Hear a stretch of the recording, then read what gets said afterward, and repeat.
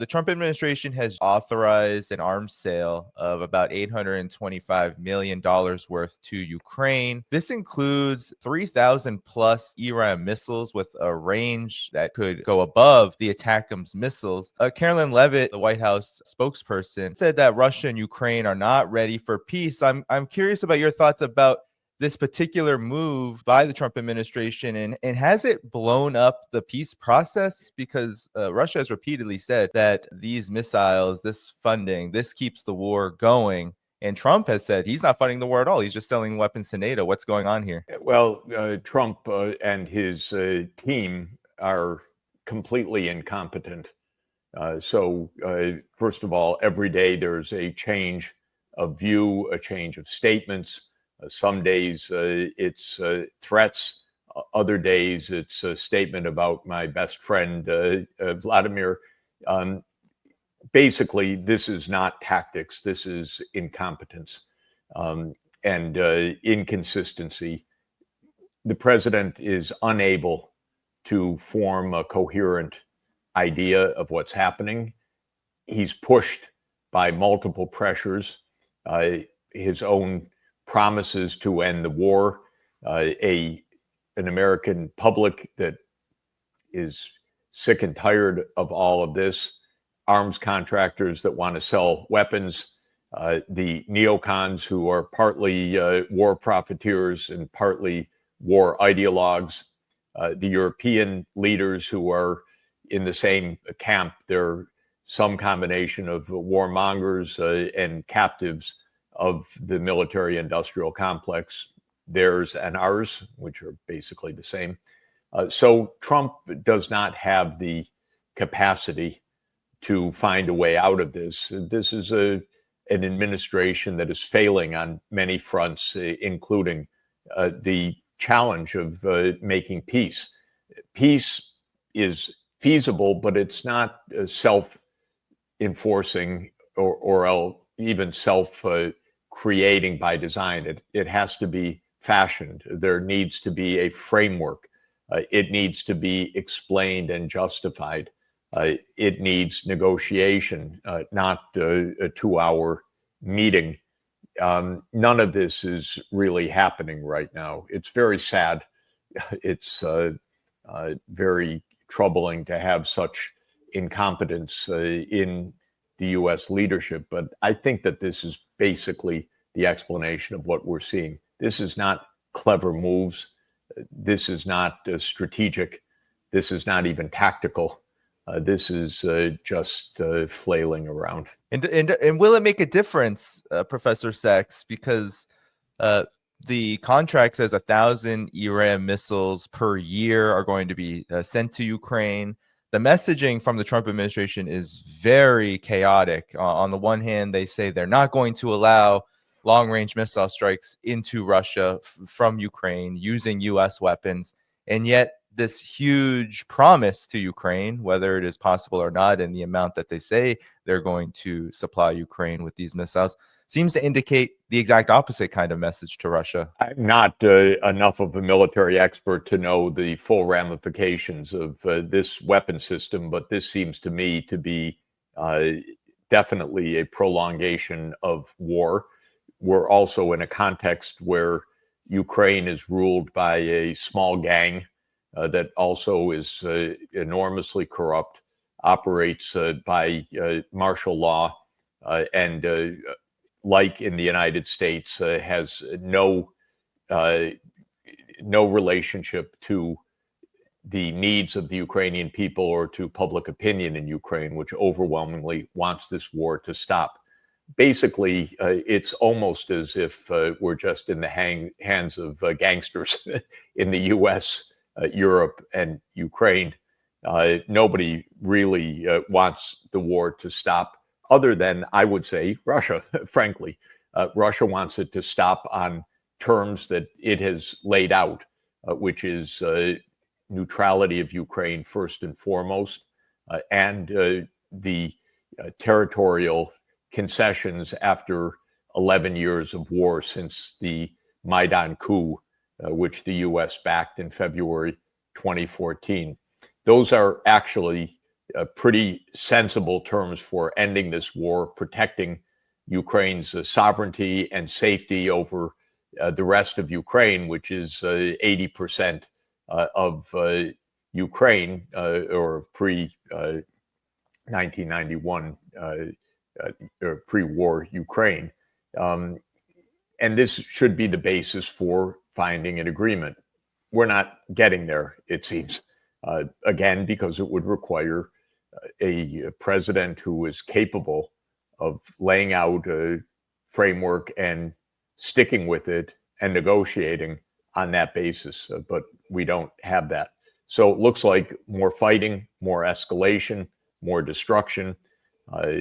We know that Russia launched tremendous missile and drone attacks against Kiev in the last 2 or 3 days. A lot more of that will happen. And all of this is also a tripwire to further escalation and the, I would say, ever-present risk of this hurtling into a nuclear war. That has been true all along, and there does not seem to be any will to pull back from this. As incompetent as the U.S. leadership is, I would absolutely put Starmer, Merz, and Macron in the same level of grotesque incompetence. I don't think any of them reflects the interests of their country, the security of Europe, or a reality of this situation. Europe has been scrambling around the idea now of a buffer zone, and this is supposedly a suggestion around a so-called peace deal. But as you said, Professor Sachs, no one is really talking to Russia anymore, despite the U.S. having engaged in these talks in Alaska. It appears, especially Europe, they are very much against even the idea of talking to Russia, are now proposing this buffer zone as a way to push their version of what a cessation of this conflict would look like. What do you think about this? Because Europe has been so quick and so eager to follow along with the United States, agree to this weapons transfer mediation. What do you think of this buffer zone idea and how Europe has conducted itself over this process of a conflict that is not going in the favor of the U.S., Europe, or Ukraine? I think the main problem is that there is no dialogue between Europe and Russia. Zero. The Russians say important things. They talk about, of course, NATO, their borders, U.S. missile systems, threats to their security. And the European answer is Putin is a monster. He's a relentless expansionist. He's out to invade the rest of Europe. He must be stopped. This is not what the Russians are saying. And the European response, to my mind, is either deafness or recklessness. I don't know which. Some European leaders have said things in private to me that are different from what they say in public, in which case the conclusion is it's recklessness, that they're gambling on more war for whatever reason, even though they know that what they're saying is not true. Some just of these leaders just strike me as fools. Starmer, for example. Merz strikes me as an unrelenting warmonger. Not a word of peaceful solution comes out of his mouth ever. And what's amazing is Germany has a responsibility for peace. Not only is it the biggest economy in Europe, it is the country that invaded the Soviet Union in World War II, ended up causing 27 million deaths, divided Europe for decades afterwards, reunified on the basis of an explicit commitment that NATO would not enlarge, was guarantor of the Minsk II agreement that even Germany's former Chancellor Angela Merkel said she did not enforce, she did not take seriously.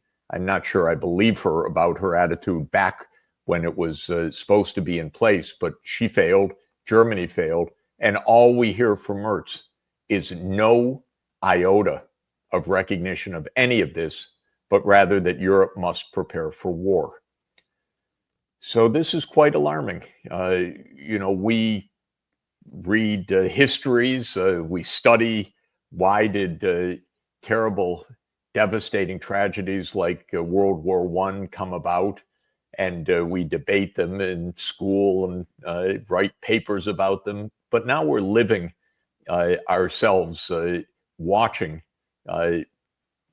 with real shock to the complete recklessness of the actions of political leaders when there is an obvious imperative to sit and talk and maybe disagree, but to not even try to talk and negotiate is something that is completely shocking to me. What's going on in Gaza, this horrific genocide, and the Trump administration has shown very little interest in doing any part to stop that. Quite the contrary. No.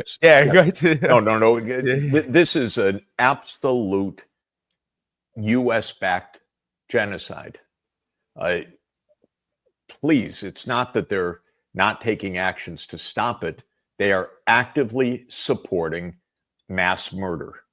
That is Western values, just in case anybody understands. Western values are that you can slaughter people that you consider not in your camp or subhuman or not in your religious group or whatever it is. That is what is happening right now, and it's active and it's complicit. And just as we speak, the State Department has issued an announcement that Palestinian officials will not be able to come to the United Nations in September because they're calling for recognition of Palestine, horror of horrors, while the United States is creating a genocide. This is where we are right now. Yeah, you have the U.S. completely engaged, if not it being, I know a lot of people say Ukraine is Trump's war now. What's happening in Gaza, the genocide there is certainly lays at the feet of Donald Trump, as you said. I want your assessment of this in the framework of how the United States is mired in a genocidal war on the one hand, is mired in a losing World War III, potential sparking conflict in Ukraine, a potential nuclear conflict over Ukraine. Peter Navarro, a notorious anti-China hawk who now is an advisor to Trump's manufacturing and trade division. He had this to say about India, because right now there's a lot of panic about China, Russia, India getting closer. Is Ukraine comes to us and Europe and says, give us some more money. So everybody in America loses because of what India is doing. The consumers and businesses and everything lose, and workers lose because India's high tariffs cost us jobs and factories and income and higher wages. And then the taxpayers lose because we got to fund Modi's war. Okay. The road to peace runs at least partly right through New Delhi. We've heard this with China, right? Ukraine is China's war because China keeps trading with Russia. But there is a bigger panic afoot. Modi and Xi Jinping are working on potential détente between each other to ease relations between the two countries, historic in some ways. And of course, Russia and China are closer than ever. I almost thank Trump and Peter Navarro for uniting the world. Okay, it's uniting the world against the U.S., but still it's uniting the world. They are such dumbos. Navarro is he's an idiot. Sorry. And what they have done within the last couple of weeks is to blow up years of U.S.-India relations. Now, I always told the Indians, my friends, I have so many colleagues and friends that I discuss this with, that the U.S. is completely untrustworthy. There's no such thing as a trusting alliance with the United States. And I advised India always don't side with the US against China. That's reckless. It's a fool's errand. It's playing the US hegemonic game. It's not in India's interest. Well, I can just say Peter Navarro and Trump have made my case in the most direct and obvious way in the last couple of weeks. I've been speaking to a lot of very senior Indian officials, to the media, to business leaders. They broke the US-India relations over this. It's not only Navarro's idiotic statements that this is Modi's war. It is the 25% so-called penalty tariff, which the Indians notice, thank you, and the closer relations of China and India were already underway for several months because that makes a lot of sense for both of them. But the flurry of activity that has followed Trump's tariff measures against Brazil and against India has been something to behold. And I have beheld it fairly close up. Brazil, India, China, and Russia have been in a tremendous round of high-level diplomacy in the last couple of weeks of defense ministers, foreign ministers, head of state visits. A lot has been made of the consequences of how this impacts U.S. Dollar hegemony and overall the unipolar world. And it appears that the Ukraine conflict, Gaza, continuing escalations with Iran, all of this is diminishing U.S. standing and benefiting BRICS to a great degree. I don't know what's falling faster, Trump, Starmer, Macron, and Mertz's approval ratings, or the standing of those countries in the world, or the U.S. economy, or the role of the dollar. They're all on the way down. This is a failed policy. It makes no sense. There is no strategy. There is no thought. There is a complete failure to recognize that there's a big world out there and the Western world can't just boss it around. Let me put some numbers on the table. There are 335 million Americans. There are about 450 million in the European Union, another 55 to 60 million in Britain, and you add that up, it's a little more than 10% of the world population. That's it. They talk to themselves. They have their meetings. They make threats to the rest of the world. They impose sanctions. They're divided among themselves because Trump's at a trade war with everybody. But aside from that, this 10% of the world thinks still that it runs the show. Trump, who represents these 335 million people, or 4.1% of the world population, thinks that he by himself runs the world. It's all a delusion. It's all failing. It is all shocking to the rest of the world. Even if you take Gaza, by the way, at least 180 of the 193 UN member states are strongly in favor of a state of Palestine in the United Nations. Many will recognize that just in the next 3 or 4 weeks. The U.S. stands almost alone with Israel, Vanuatu, Nauru, Palau, Papua New Guinea, a couple of others. That's about it. So the United States is becoming more and more isolated. And how does it handle that isolation? It denies visas to people that it doesn't want to hear from. That's further isolation. It puts on tariffs. That's further isolation. It resents the rest of the world. Well, we don't need the rest of the world. Well, actually, the United States does need the rest of the world. So all of this is a completely failed approach by the United States.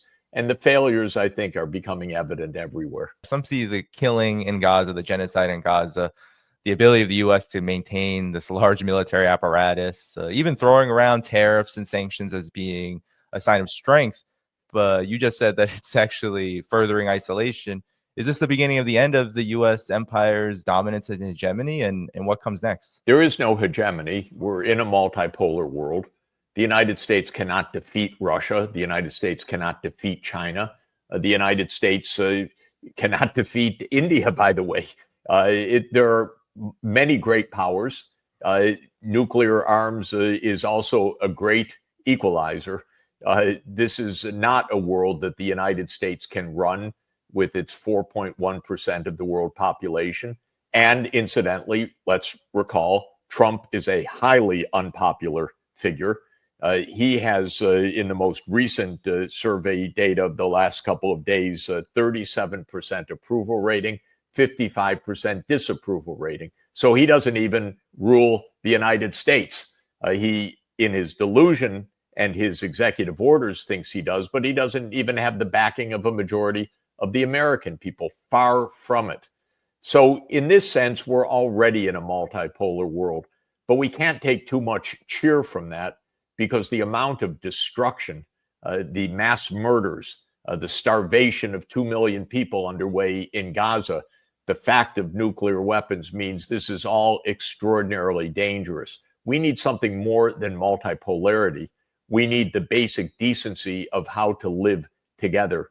And that the United States lacks to this moment. That is an internal failure, not the objective reality of the world. That is a Washington mindset, that Washington still runs the world.